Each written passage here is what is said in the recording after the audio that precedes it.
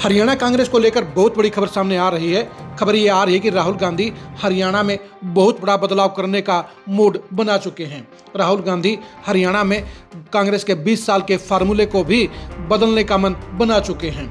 राहुल गांधी 2029 में हरियाणा में कांग्रेस की सरकार बनाना चाहते हैं और इसके लिए वो हरियाणा कांग्रेस के पूरे सिस्टम को बदलना चाहते हैं। नमस्कार, मैं हूं कुलदीप सुरान। आज हम खरी न्यूज में चर्चा करेंगे राहुल गांधी के मूड की, हरियाणा कांग्रेस में होने वाले बड़े बदलाव की और हरियाणा कांग्रेस की लीडरशिप के नए चेहरों की।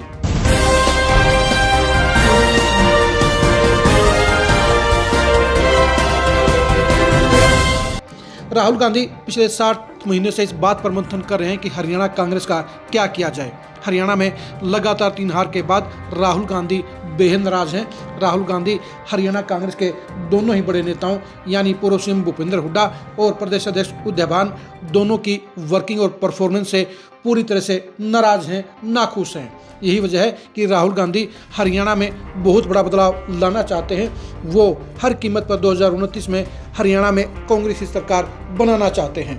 राहुल गांधी को समझा दिया गया है कि सबसे पहले हरियाणा में 20 साल से चल रहे फार्मूले को बदलना होगा, यानी जाट और चमार के कॉम्बिनेशन को बदलना होगा, क्योंकि पिछले 20 साल से जहां एलओपी जाट नेता बनते आए हैं, मुख्यमंत्री जाट नेता बनते आए हैं, वहीं अध्यक्ष पद एक विशेष जाति के लिए छोड़ दिया गया है और बाकी की जातियां इससे अपने आप को इग्नोर महसूस कर रही हैं। यही वजह है कि सलाहकारों ने राहुल गांधी को ये सुझाव दिया है कि हरियाणा कांग्रेस में अब ये फार्मूला चेंज होना चाहिए, क्योंकि इस फार्मूले के चलते हरियाणा कांग्रेस को कोई फायदा नहीं हो रहा है। बीके हरिप्रसाद भी अपनी रिपोर्ट राहुल गांधी और खड़गे को सौंप चुके हैं और ऐसे में जल्द ही राहुल गांधी बड़ा फैसला ले सकते हैं।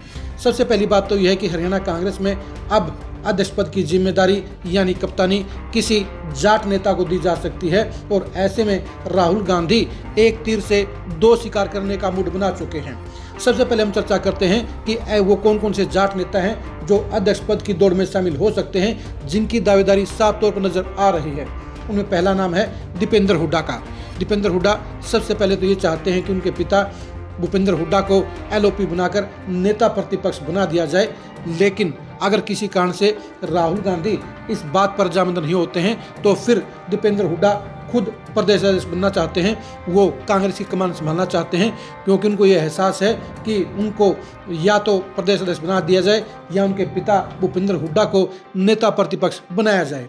लेकिन दिक्कत इस बात की है कि दीपेंद्र हुड्डा के दावे को लेकर ना तो कुमारी शैलजा और रणदीप की एनओसी है और ना ही राहुल गांधी फिलहाल इस जिम्मेदारी पर दीपेंद्र हुड्डा को बैठाना चाहते हैं, क्योंकि वो ये समझ चुके हैं कि 20 साल से भूपेंद्र हुड्डा के पास ही हरियाणा की कमान है।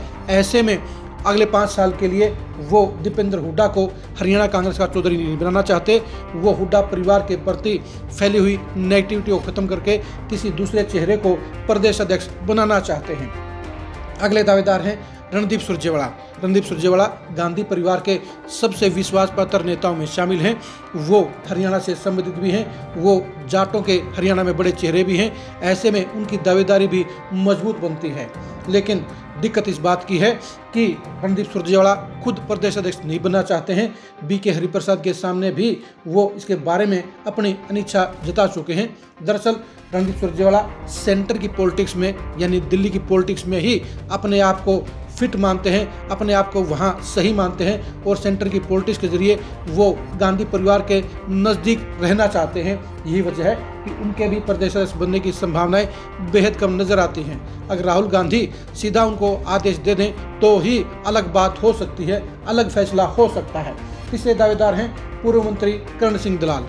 कर्ण सिंह दलाल भी कांग्रेस के बड़े जाट नेताओं में शामिल हैं और दक्षिण हरियाणा में कर्ण सिंह दलाल सबसे बड़े कांग्रेस के नेता हैं। लेकिन दिक्कत इस बात की है कि दक्षिण हरियाणा की जाट लीडरशिप को बाकी हरियाणा के जाट वोटरों पर ज़्यादा असरदार नहीं माना जाता है, ज़्यादा इफेक्टिव नहीं माना जाता है।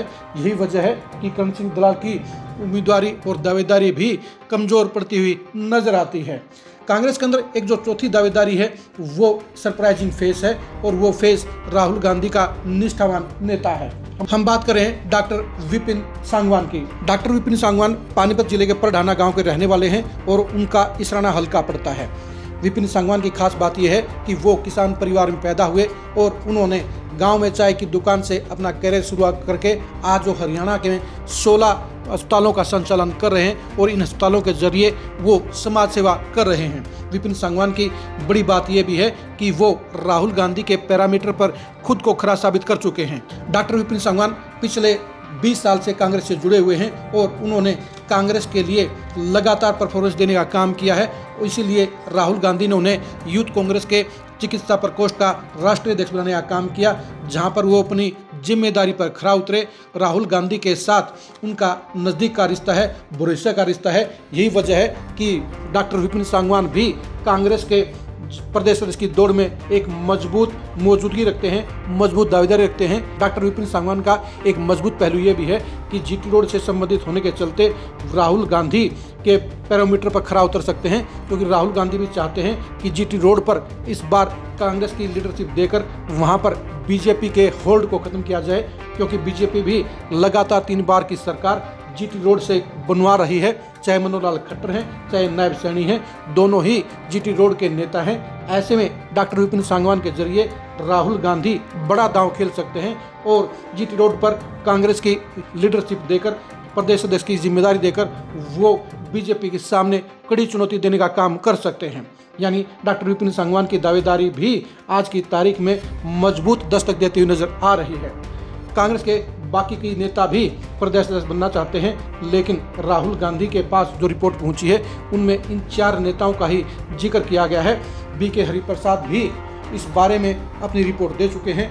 डॉक्टर विपिन सांगवान बीके हरिप्रसाद के साथ डॉक्टर अजय माकन से मुलाकात कर चुके हैं और हरियाणा की सियासी संभावनाओं और माहौल के बारे में वो उनके साथ चर्चा कर चुके हैं। उनको उम्मीद है कि प्रदेश कांग्रेस को लेकर हाईकमान उनकी विचारधारा को, उनके विचारों को तरजीह देने का काम करेगा और उन्हें जिम्मेदारी सौंपने का काम करेगा।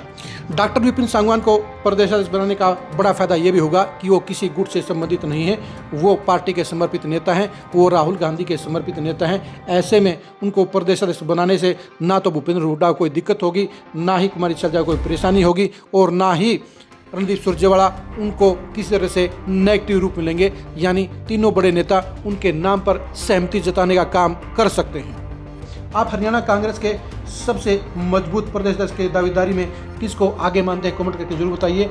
क्या हरियाणा कांग्रेस में इस बार राहुल गांधी अपने किसी निष्ठावान नेता को जिम्मेदारी देकर कांग्रेस को 2029 में सत्ता की दावेदारी बना पाएंगे? इसके बारे में भी कमेंट करके जरूर बताइए। हरियाणा कांग्रेस को 2029 में कौन सत्ता का सरताज बना सकता है, इसके बारे में भी अपनी राय दीजिए।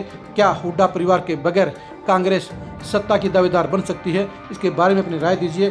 कांग्रेस के इन 4 दावेदारों में कौन सा सबसे बेहतर दावेदार साबित हो सकता है, इसके बारे में भी कमेंट करके जरूर बताइए। आप हमारे फेसबुक पेज को फॉलो कीजिए, आप हमारे यूट्यूब चैनल को सब्सक्राइब कीजिए। नमस्कार।